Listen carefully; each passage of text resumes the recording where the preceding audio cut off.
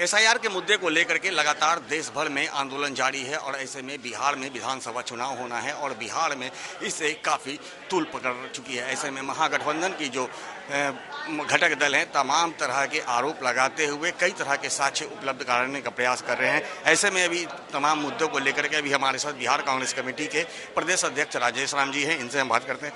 Sir, SIR का मुद्दा थमने का नाम नहीं ले रहा है, आप लोग लगातार साक्ष्य जुटाने में लगे हैं। देखिए, ये पहले से ही सारे मुद्दों को हम लोग कहते आ रहे हैं। मुद्दा ये था कि साहब, आप एसआईआर में जिस तरह से महाराष्ट्र में प्रमाणिक तौर पर आदरणीय राहुल गांधी जी ने ये बात कही और एक कमरे में 80 वोटर पाए गए, जो कमरे सिंगल बेडरूम का भी नहीं था।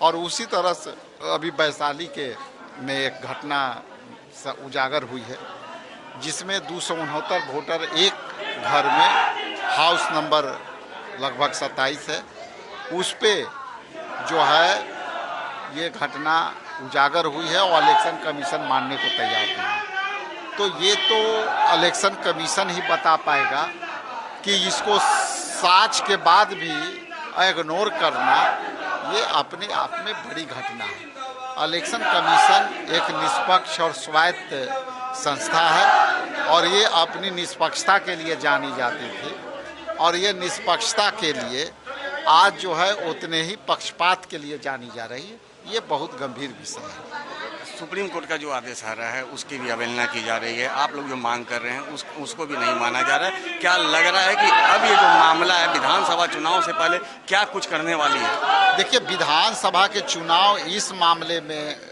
बहुत महत्वपूर्ण है कि जो लोग 2024 में वोट दिए और उसी वोट से केंद्र में सरकार बन के अभी काम कर रही है, तो ये वोटर, यदि आप वोटर पुनरीक्षण का काम करना ही था तो या तो लोकसभा चुनाव के पहले करा देते।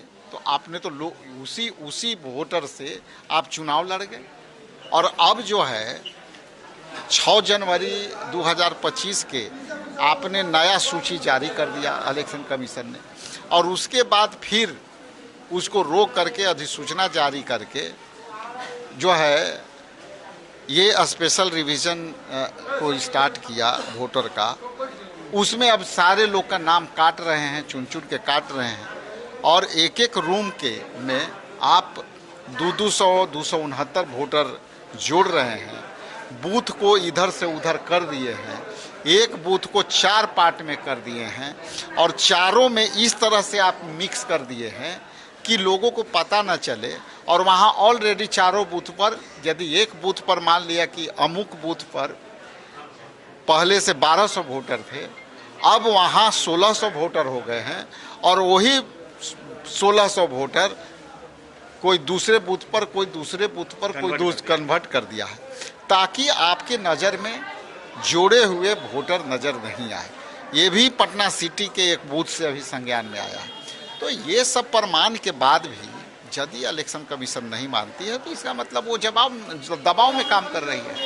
अंतिम सवाल, एसआईआर को लेकर के आप तमाम महागठबंधन के, तमाम इंडिया गठबंधन के लोग एकजुट हैं और ऐसे में यदि आपके गठबंधन के किसी नेता के द्वारा कोई विवादित बयान दिए जाते हैं जो कि जनता के हित में ना हो, तो ऐसे में किसकी हानि होगी? जैसे कि आरजेडी के एक विधायक हैं मोतीपुर से, मुन्ना यादव, उन्होंने एक विवादित बयान दिया है कि महागठबंधन की अगर सरकार बनती है तो हम अफसरशाही को कुचल देंगे।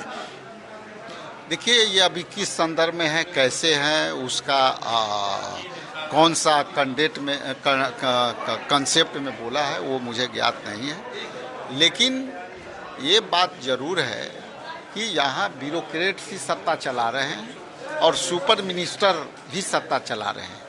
चूँकि भाजपा ने विशुद्ध रूप से जदयू के ऊपर अपना कब्जा जमा लिया है और उनके स्लीपर सेल जदयू में घुस गए हैं और स्लीपर सेल ही अभी काम कर रहे हैं। तो ये तो देखना पड़ेगा कि आखिर ब्यूरोक्रेसी इतनी हावी क्यों है। और हावी है, इसका मतलब सरकार कमजोर है। तो जैसा कि आपने सुना, राजेश राम ने साफ तौर पे कहा है कि एसआईआर के मुद्दे पर हमारा आंदोलन जारी रहेगा और इसके साथ ही उन्होंने मुन्ना यादव के द्वारा दिए गए बयान पर कहा है कि बिहार में ब्यूरोक्रेसी हावी है और इसको लेकर के हम लोग को सोचना पड़ेगा और निश्चित रूप से अगर हमारी सरकार बनती है तो इस पूरे मामले पर संज्ञान लेते हुए आगे की कार्रवाई भी करेंगे। सहयोगी शंकर के साथ ज्ञानेंद्र वर्मा, जनता टीवी, पटना।